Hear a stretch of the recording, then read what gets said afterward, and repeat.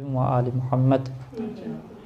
सईदा ज़हरा सलामुल्लाह अलैहा की आज जो है वो शब शहादत है दूसरी रवायत के मुताबिक, कि जिसमें रसूल खुदा सल्लल्लाहु अलैहि वसल्लम की वफ़ात के बाद 75 डेज़ 75 दिन जो है वो सईदा ज़िंदा रही हैं।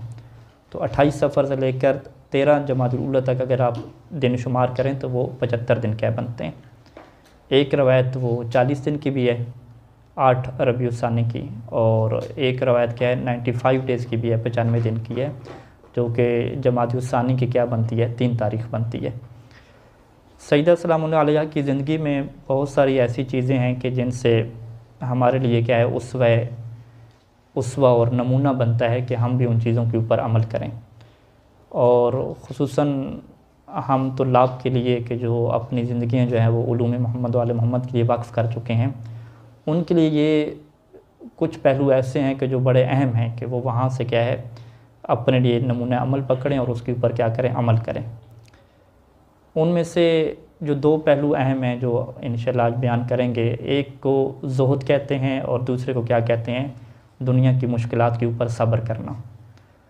ज़ुहद फ़ातिमा सईदा सलामुल्लाह अलैहा का जो ज़ुहद है, ज़ुहद का क्या मतलब है, ज़ुहद फ़ी दुनिया। ज़ुहद का मतलब क्या है कि दुनिया की जो मोहब्बत है ये दिल से क्या निकल जाए बिल्कुल। अब अगर दुनिया से मोहब्बत है भी सही तो फ़कत इसलिए ताकि इसके ज़रिए से अल्लाह की इताअत हो, कुछ कमा रहे हैं तो वो इस वजह से कि ताकि अल्लाह की राह में इन्फ़ाक़ करें, ज़िंदा रहने की ख्वाहिश है तो फ़कत इसलिए कि दीन की खिदमत करें। यानी सारी की सारी वो जो मोहब्बत का मेयार है वो अल्लाह के साथ हो, आखिरत के साथ हो। ख़ुद दुनिया की जो मोहब्बत है ये दिल से निकल जाए। और इसको जो है वो उलमा यूँ मिसाल दे के बयान करते हैं कि जब हमारा बचपन होता है तो हमें बहुत सारी चीज़ों से मोहब्बत होती है, खिलौने की मसलन मोहब्बत होती है। तो इंसान सोचता है कि काश पैसे हों तो ये फ़र्ज़ करें पिस्टल लेना है, ये गाड़ी लेनी है तो ये मैं ले लेता। तो उस टाइम पे पैसे नहीं होते। तो जब उम्र बड़ी होती है और इंसान के पास शऊर आता है और बाद पैसे भी आ जाते हैं तो उस टाइम पे अब उसकी वो मोहब्बत नहीं रहती है उस गाड़ी से या उस खिलौने से। उसकी वजह क्या है कि अब उसका जो शऊर है वो तरक्की कर गया है। तो इसी तरीके से अहले बैत अलैहिमुस्सलाम का जो ज़ुहद है उनकी भी मार्फत और शऊर इतना है कि अब जो दुनिया का माल है, दुनिया की जो आराम है, दुनिया की जो आसाइश है, इन चीज़ों की मोहब्बत उनके दिल से क्या ख़त्म हो चुकी है। और इसी चीज़ को उन्होंने दर्स भी दिया। और अहले बैत अलैहिमुस्सलाम से जब भी ज़ुहद की तारीफ़ पूछी जाती थी तो वो सूरह हदीद की आयत नंबर 23 को क्या है तिलावत किया करते थे। और ये इमाम सज्जाद अलैहिस्सलाम से भी है, इमाम बाक़िर अलैहिस्सलाम से और इमाम सादिक़ अलैहिस्सलाम से भी, ये तीनों इमामों से क्या ये रवायत मैंने देखी है कि जब पूछा जाता था कि ज़ुहद क्या है तो इमाम जो है वो कुरान मजीद की इस आयत की तिलावत करते थे और कहते थे कि इन्ना ज़ुहदा फ़ी आयत मिन किताबिल्लाहि अज़्ज़ा वजल लिकै ला तअसौ अला मा फ़ातकुम वला तफ़रहू बिमा आताकुम, कि अल्लाह अज़्ज़ा वजल की किताब में जो ज़ुहद ये है कि ताकि तुम्हारी ये कंडीशन और ये हालत बन जाए कि ला तअसौ अला मा फ़ातकुम, कि तुम्हारे हाथ से कोई दुनिया चली जाए, माल चला जाए तो तुम्हें उसके ऊपर अफसोस ना हो। और वला तफ़रहू बिमा आताकुम, अगर दुनिया से तुझे कुछ मिल जाए तो उसके ऊपर फिर खुशी ना हो। यानी बिल्कुल ऐसे ही कि अगर कोई आके आपको खिलौना दे दे, गाड़ी दे दे, तो किबला साहब ये गाड़ी और पिस्तौल आपके लिए, तो वो खुशी होगी, उसकी कोई खुशी नहीं होगी। ठीक है, अगर कोई पिस्टल वगैरह आपका हो, कोई तोड़ भी दे, ज़ाया हो जाए तो उसके ऊपर भी कोई गम नहीं होती। लेकिन अगर पैसों की निस्बत आ जाए किबला साहब ये $200 आपके लिए, तो उसकी क्या खुशी हो जाएगी। ठीक है, और अगर ख़ुद पैसे हों, कोई मोबाइल वगैरह कोई चीज़ ज़ाया हो जाए, टूट जाए, तो उसका दिल में गम होता है। तो ये जो दिल में गम होता है और पैसा मिलने पे और चीज़ों मिलने पे खुशी होती है, ये अगरचे इंसान की फ़ितरत और नेचुरल है। लेकिन अगर इंसान की मार्फत इन चीज़ों के बारे में इतनी बढ़ जाए कि फिर इन चीज़ों की वजह से उसको कुछ असर ना पड़ता हो, पैसा मिल रहा है, आ रहा है, जा रहा है, ज़ाया हो रहा है, कोई उसे टेंशन नहीं होती इस चीज़ की, तो ये वो मकाम होगा, ज़ुहद का मकाम होगा कि जिसको अहले बैत अलैहिस्सलाम क्या है बयान फरमाया करते थे। और ये ज़ुहद क्या है वो अमीरुल मोमिनीन अलैहिस्सलाम की ज़िंदगी में, अल्लाह के रसूल की ज़िंदगी में, अहले बैत की ज़िंदगी में बड़ा वाज़े क्या हमें नज़र आता है। यानी मौला अमीर की ये रवायत इब्न शहर शो में लिखी कि वो एक आराबी मांगने के लिए आया तो मौला ने कैसे 1000 दे दो। तो जो मौला का वकील था जो दे रहा था पैसे होता, उसने कहा कि मौला 1000 वो सोने वाले सिक्के उठा के देने हैं या चांदी वाले उठा के देने हैं। ठीक है, अब अगर हम अपनी मिसाल लें तो अगर यानी सोने वाली बड़ी चीज़ होंगे, भाई क्या कर रहे हो, भाई सोना दे रहे हो, ठीक है, तो चांदी उठा के दे दो। तो मौला ने फरमाया कि किलाहुमा इंदी हजरान, कि सोना तुम दो या चांदी दो, दोनों मेरे नज़दीक पत्थर हैं, दोनों की अहमियत मेरे नज़दीक पत्थर की है। तो लिहाजा तुम आराबी को वो दो जो उसके लिए ज़्यादा फ़ायदेमंद हो। ठीक है, मुझसे तुम ये फ़ैसला करवा रहे हो सोना दो या चांदी दो, दोनों पत्थर हैं मेरे नज़दीक। तो ये अहले बैत का मकाम है कि वो सोना हो चांदी हो कोई टेंशन नहीं है, उसकी हैसियत क्या है, पत्थर की एक हैसियत है। अच्छा, अब सैयदा ज़हरा सलामुल्लाह अलैहा की ज़िंदगी में आ जाएँ तो उनकी ज़िंदगी में क्या ये चीज़ मिलती है। एक रवायत मशहूर के जैसे अल्लामा मसीह रहमान ने बिहारुल अनवार में बशारतुल मुस्तफ़ा किताब से क्या ज़िक्र किया, और इमाम सादिक़ अलैहिस्सलाम इस रवायत को बयान करते थे, और ये जाबिर बिन अब्दुल्ला अंसारी जो है इस वाक़े को क्या बयान करते हैं कि नमाज असर जो है वो हमने अल्लाह के रसूल के साथ मस्जिद में पढ़ी, और पढ़ने के बाद जो है हम सारे क्या बैठे थे, तो एक जो है वो बूढ़ा इंसान आया जो काफ़ी बूढ़ा था और कपड़े भी उसके फटे हुए थे और चेहरे के ऊपर उसके जो है वो भूख के आसार ज़ाहिर थे। तो उसने आके कहा कि जब वो आया तो ये रवायत के अल्फाज हैं कि अल्लाह के रसूल को बड़ी चाहत हुई कि उसके बारे में ख़बर लें कि तुम्हारे क्या हालात हैं। तो अल्लाह के रसूल ने पूछना शुरू किया कि बताओ तुम्हारे क्या हालात हैं। तो उसने कहा कि भूख का आलम है, ठीक है, और कपड़े शपड़े पहनने के लिए नहीं हैं सही तरह से, और गुरबत भी है, फ़कीर भी हैं, तो मुझे कुछ अता करें। तो उस वक्त अल्लाह के रसूल ने कहा कि मेरे पास कुछ नहीं है अता करने के लिए, लेकिन मैं तुम्हें जो है वो एक ऐसे घर की तरफ रहनुमाई करता हूँ कि तुम वहाँ पे जाओगे तो तुम खाली हाथ नहीं लौटोगे। तो अल्लाह के रसूल ने फिर कहा कि तुम उस घर की तरफ जाओ। फिर वो फ़ज़ाइल पढ़े कि जो अल्लाह से मोहब्बत करते हैं, अल्लाह के रसूल से मोहब्बत करते हैं, अल्लाह और अल्लाह के रसूल उनसे मोहब्बत करता है। और जनाब बिलाल से कहा कि बिलाल उठो और ज़हरा के घर जो है उसे ले जाओ। तो वो बूढ़ा जो है वो जनाब फ़ातिमा के घर पे आता है और बाकायदा जो है वो सलाम करता है, अस्सलामु अलैका या अहलन नबुव्वा। और तो जनाब सईदा जवाब देती हैं दरवाज़े के अंदर से, और फिर सवाल करती हैं कि क्यों आए हो। तो उसने कहा कि आपके बाबे ने भेजा है, तो मैं क्या हूँ, भूखा हूँ। तो इस रवायत में मौजूद है कि उस वक्त तकरीबन 3 दिन हो गए थे कि ज़हरा के घर में कुछ भी नहीं था खाने के लिए, और ये अल्लाह के रसूल को भी पता था कि कुछ भी नहीं है उनके घर पे, फिर भी क्या बंदा भेजा। तो उस वक्त जो है वो, अब देखिएगा ये ज़ुहद का आलम क्या है कि चीज़ क्या होती है। कहते हैं फ़ामदत फ़ातिमा तो इला जिल्द कबशिन मदबूगिन बिलक़रज़ कान जनाम अली हसन वल हुसैन, कि घर में जो है वो एक भेड़ की खाल थी कि जिससे वो रंगा गया था अच्छे तरीके से, और उस भेड़ की खाल के ऊपर जनाब हसन हुसैन छोटे थे वो सोया करते थे। अब घर के अंदर कुछ नहीं है तो उन्होंने क्या किया, वो जो खाल थी वो उठा के जो है वो उस फ़कीर को दे दी। यानी अब हम अपनी ज़िंदगी में देखें कि घर में बच्चों के लिए एक चीज़ है सोने के लिए, वो क्या उठा के हम दे दें, तो ये यानी एक से मतलब है कि हमें उस चीज़ से भी मोहब्बत नहीं है कि बच्चे की चीज़ क्या उठा के दे रहे हैं। तो जब वो खाल उसको दी तो उस शेख ने कहा कि मैं भूखा हूँ, मुझे इससे क्या, इस खाल से मैं क्या करूँगा, ठीक है, मुझे कपड़ा चाहिए पहनने के लिए, भूखा हूँ। तो फिर सईदा ने जो है वो अपने गले में उनका हार था, और ये कहते हैं ये हार जो है वो जनाब हमज़ा बिन अब्दुल मुत्तलिब की बेटी जिनका नाम फ़ातिमा था, उन्होंने ये हार क्या है हदिया किया था, गिफ्ट किया था। तो सईदा ने क्या है वो हार उतारा और वो उसकी तरफ फेंका और उसे कहा कि ये हार ले लो और इसे जाके तुम बेचो, जब तुम बेचोगे तो अल्लाह जो है वो इसके बदले में तुम्हें इससे बेहतर क्या अता करेगा। तो वो अराबी ने फिर वो हार ले लिया और अल्लाह के रसूल की खिदमत में आया और कहा कि ये आपकी बेटी ने दिया है, और ये जुमला इरशाद फरमाया कि मैं इसे बेचूंगा तो इससे बेहतर मिलेगा।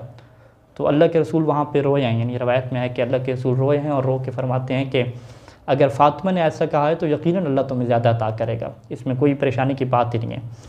तो उसी महफ़िल में कहते हैं कि अम्मार बिन यासिर भी मौजूद थे। अब अम्मार बिन यासिर का जो है ना ज़ुहद वो भी इसमें क्या है वाज़ेह तौर पर नज़र आता है कि जनाब अम्मार बिन यासिर उठते हैं और अल्लाह के रसूल से कहते हैं कि अल्लाह के रसूल मुझे इजाज़त दीजिए कि मैं जो है वो इस हार को क्या ख़रीदूँ। तो उस वक्त अल्लाह के रसूल ने फरमाया कि ए अम्मार तुम भी शरीक हो जाओ इस हार में, क्योंकि जो इस हार में शरीक होगा चाहे वो सकलान हो यानी जिन्नो इंस पूरी दुनिया के हों तो अल्लाह उनके ऊपर भी जहन्नम को हराम करार देगा। अब कहते हैं कि खैबर का नया नया वाक़या हुआ था और सारे असहाब अमीर हो चुके थे और अल्लाह के रसूल ने बहुत ज़्यादा माल गनीमत दिया था सबको। तो अम्मार के पास जितना कुछ था माल गनीमत से सब क्या है उसने वो बेच दिया उसकी कीमत हार की अदा करने के लिए। और उसकी हार से जब कीमत उससे पूछी ना बूढ़े से कि तुम क्या इसके बदले में लोगे, उसने कहा मुझे ज़्यादा नहीं चाहिए, मुझे जो है वो खुब्ज़ और लहम रोटी और गोश्त का तुम खाना खिला दो, काफ़ी अरसे से नहीं खाया, पेट मेरा भर जाए। मुझे एक जो बर्दी चादर होती थी, यमनी चादर होती थी उस टाइम पे, वो बड़ी चादर तुम मुझे ले दो ताकि मैं अपने जिस्म भी ढाँपूँ, उसमें नमाज भी पढ़ूँ, और मुझे 1 दिनार दे दो और ताकि मैं उसके ज़रिए से क्या अपने घर क्या जा सकूँ सफ़र करके, 1 दिनार सोने का बस। तो जनाब अम्मार ने कहा कि मैं जो है वो तुम्हें खाना भी दूंगा, सब कुछ दूंगा, और मैं तुम्हें 1 दिनार नहीं 20 दिनार दूंगा, और 20 दिनार दूंगा, साथ जो है वो 200 दिरहम भी दूंगा। तो उसने कहा कि ये तो बड़ी सखावत आप कर रहे हैं। तो उसने कहा कोई बात नहीं, तुम मेरे साथ चलो, मैं सारी चीज़ें तुम्हें देता हूँ। तो जनाब अम्मार उसे लेकर चले गए और ये सारी चीज़ें उसे दी। ये सारी चीज़ें वो लेके, यानी 20 दिनार, चादर वगैरह, खाना वगैरह खा के, गोश्त और रोटी वाला, वो भी गंदम वाली क्या रोटी उसे खिलाई थी, उस ज़माने में यानी कीमती रोटी थी। तो जब ये अल्लाह के रसूल के पास आता है तो अल्लाह के रसूल पूछते हैं कि बताओ क्या हालात हुए तुम्हारे। तो उसने कहा कि मेरे माँ बाप आप पे कुर्बान हूँ, मैं वाकई क्या बेनियाज हो गया हूँ, इतना मुझे सहार ने क्या अता कर दिए। तो अब यहाँ पे कहते हैं कि उस आराबी ने जो है वो हाथ उठाए और दुआ मांगी कि अल्लाह हम तेरे अलावा किसी की इबादत नहीं करते, तुझसे मानते हैं, और अंत राज़िक़ुना, और तू ही हमें रिज़्क़ देने वाला है। अल्लाहुम्मा आति फ़ातिमता माला आइनुन राअत वला उज़ुनुन सामिअत, ऐ अल्लाह फ़ातिमा को इतना अता कर कि जो ना आज तक किसी कान ने सुना हो और ना किसी आँख ने देखा हो। तो जैसे उसने दुआ मांगी बूढ़े ने, तो अल्लाह के रसूल ने उसके ऊपर आमीन कही। जैसे अल्लाह के रसूल ने आमीन कही तो तमाम असहाब ने कहा आमीन कही। तो उसके बाद अल्लाह के रसूल ने फिर फ़ज़ाइल पढ़ना शुरू किए फ़ातिमा के, कि फ़ातिमा को अल्लाह ने कितना अता किया है, कि मुझ जैसा उसे बाबा अता किया, अली जैसा शोहर अता किया, और फ़ज़ाइल पढ़ते रहे। और वो तकरीबन 1 सफ़े के क्या फ़ज़ाइल हैं। और वो रवायत कहती है कि उस वक्त महफ़िल में क्या है, हज़रत सलमान, क़ंबर और अबू ज़र भी मौजूद थे। वो कहते थे अल्लाह के रसूल से कि मज़ीद कुछ और भी बयान करें, तो अल्लाह के रसूल क्या है ज़्यादा फ़ज़ाइल क्या बयान फरमा रहे थे। तो ये किस्सा हो गया। तो अब जनाब अम्मार ने वो जो हार है ना, वो हार जो है वो घर लेकर गए और उससे जो है वो फ़तय्यबहु बिलमिस्क, उसको खुशबू लगाई, उसको जो है वो लफ़्फ़हु फ़ी ज़ुर्दतिन यमानिया, यमनी कपड़े में उसे लपेटा। और माल गनीमत जो मिला था जनाब अम्मार को, तो उसने उससे एक ग़ुलाम ख़रीदा था, तो उसने वो अपना ग़ुलाम ले लिया। और इस ग़ुलाम से पहले जो जनाब अम्मार के पास सवारी थी, उसने वो सवारी भी बूढ़ी को दे दी थी, जो उसका जानवर था सवारी का था। उसे कहा था कि तुम इसके ऊपर बैठ के अपने क्या घर चले जाओ, यानी सब कुछ लौटा दिया। अब उसके पास ग़ुलाम था एक जो उसने ख़रीदा हुआ था, तो उसने क्या किया, वो जो हार था वो भी कपड़े में लपेटा, और जो ग़ुलाम उसको कहा कि ये हार भी तुम ले जाओ, और तुम्हें भी मैंने क्या रसूल को अता किया है, तुम जाओ रसूल की खिदमत में। तो ये रसूल की खिदमत में आता है, कहता है कि जनाब अम्मार ने मुझे आपकी जो है वो पास भेज दिया, ये हार भी आपका है। तो अल्लाह के रसूल कहते हैं कि तुम चले जाओ जनाब फ़ातिमा के पास। तो वो जो ग़ुलाम है वो हार को लेकर जनाब फ़ातिमा के दरवाज़े पे आता है और उन्हें कहता है कि आपके बाबा ने क्या मुझे भेज दिया है। तो जनाब फ़ातिमा ने कहा कि यह हार जो है वो तुम मुझे दे दो, और तुम्हें मैं क्या करती हूँ, आज़ाद करती हूँ। तो इससे आज़ादी का परवाना मिल गया।